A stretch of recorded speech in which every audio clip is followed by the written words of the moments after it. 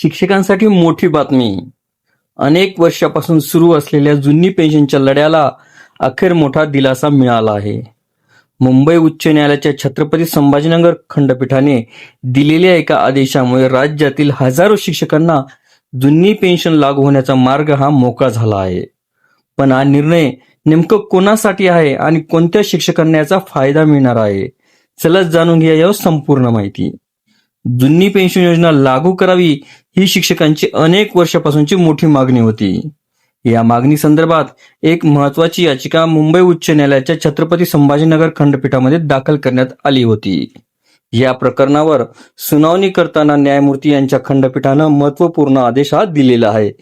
न्यायालयानं स्पष्ट केलं आहे की ज्या शिक्षकांची नियुक्ती 31 ऑक्टोबर 2005 पूर्वी.